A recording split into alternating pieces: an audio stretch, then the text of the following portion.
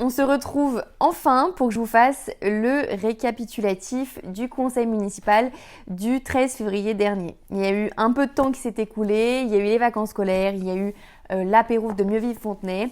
Mais ça y est, je prends enfin le temps de vous faire ce récap qui est devenu maintenant habituel. Je vais vous parler de 3 points dans ces vidéos. D'abord, le rapport annuel d'égalité entre les femmes et les hommes. Ensuite, le débat sur les orientations budgétaires pour l'année à venir. Et enfin, la suppression de la caisse des écoles. Alors, la première délibération portait sur le rapport annuel sur l'égalité entre les femmes et les hommes. Donc, je vous en parle évidemment chaque année. C'est un rapport qui est obligatoire et qui doit forcément être discuté avant le vote du budget. Et dans ce rapport doit être abordé 2 sujets. Le sujet rapport sur les fonctions de la ville en tant qu'employeur et le deuxième côté sur les politiques publiques que la ville peut mettre en place sur ce sujet pour les habitants. Bon, comme chaque année, le rapport est assez décevant. Il est très peu précis et très peu complet. Je vous le dis à chaque fois, il n'y a aucun chiffre, aucune donnée. C'est très général et on cite plusieurs fois les mêmes actions. Et en général, ce sont des actions qui sont faites par des associations ou des partenaires. Je pense notamment à la ludothèque qui va faire pas mal d'actions. Donc mon intervention, c'est plutôt tournée sur, comme chaque année, leur dire que le rapport n'est pas suffisant, qu'il manque d'éléments, notamment d'éléments chiffrés, parce que l'obligation est d'avoir ce rapport avant de voter sur le budget pour pouvoir se projeter sur les actions à faire l'année d'après, ce qui n'est pas possible dans ce cas-là. Je leur ai rappelé qu'il était possible d'être beaucoup plus ambitieux et de proposer des choses beaucoup plus intéressantes pour faire évoluer et faire avancer dans le sens d'une égalité entre les femmes et les hommes. Je leur ai cité l'exemple de ces collectivités qui mettent en place ce qu'on appelle des budgets genrés, donc qui permettent simplement de savoir si les financements sont plutôt en direction d'actions qui vont s'adresser à des femmes ou plutôt à des actions qui vont s'adresser à des hommes pour atteindre une égalité dans les dépenses publiques. Voilà, sans trop m'étendre, c'était un peu l'objet de mon intervention et je pourrais vous la mettre à l'occasion en entier. Ensuite, nous sommes passés au débat d'orientation budgétaire, donc c'est pareil qu'on a chaque année et qui permet de définir les grands objectifs que se fixe la majorité pour l'année du coup 2025.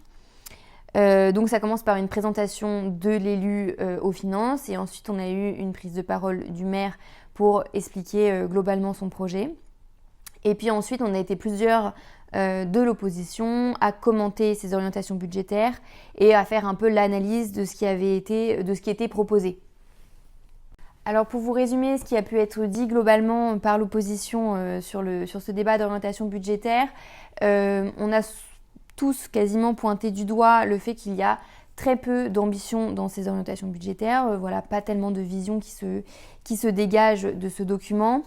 Les points forts, pour vous le faire en plus résumé, la ville prévoit une baisse de la taxe foncière de 5%. Donc après avoir augmenté plusieurs fois cette taxe, il la baisse à 1 an des élections. Voilà, c'est un point à noter.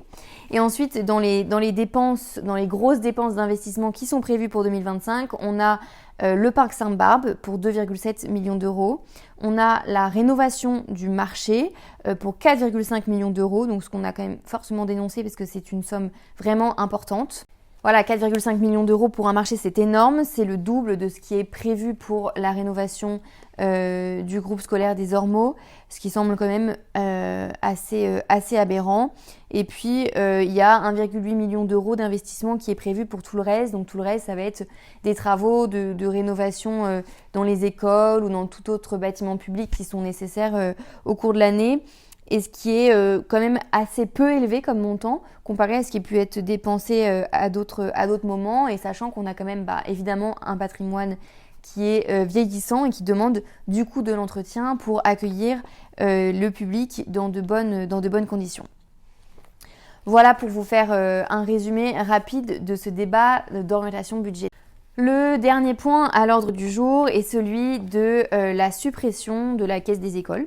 Donc on était plusieurs à intervenir là-dessus. Astrid Brubaker a rappelé largement le rôle important que joue la Caisse des écoles, qui est quand même une institution qui existe depuis très longtemps, qui a un rôle historique dans le rôle que doit jouer l'école dans l'émancipation des élèves. Et donc il est quand même très inquiétant de mettre fin à ce lieu qui permettait vraiment de mettre toute la communauté éducative autour de la table, parents, professeurs, encadrants, animateurs, pour discuter d'un vrai projet pour les enfants, ce qui manque actuellement cruellement et qui ne permet plus d'investir dans l'égalité des chances de façon correcte. Le dernier sujet dont je voulais vous parler dans ce récap, c'est le vœu qui a été déposé sur la fermeture, contre la fermeture de classe à Fontenay-aux-Roses. Donc quelques jours avant le conseil municipal, on a été informé de la volonté de l'académie de fermer 5 classes. Et donc le conseil municipal a voté un vœu demandant à ce que les classes soit maintenu à Fontenay-aux-Roses. Il a été voté à l'unanimité sur proposition d'Astrid Brubaker. La majorité a fait une contre-proposition et nous avons donc tous voté ce vœu pour tous se mobiliser contre la fermeture de classe à Fontenay-aux-Roses. Voilà, j'en ai fini pour le récap de ce conseil municipal du 13 février. Et le prochain est très prochainement, le 20 mars. En plus, gros conseil municipal puisque ce sera celui du vote du budget cette fois-ci pour 2025. Donc comme d'habitude, n'hésitez pas à venir au conseil municipal. N'hésitez pas à me poser des questions sur ce récap. Et puis je vous ferai le compte-rendu du conseil municipal du 20 mars plus rapidement cette fois. À très vite.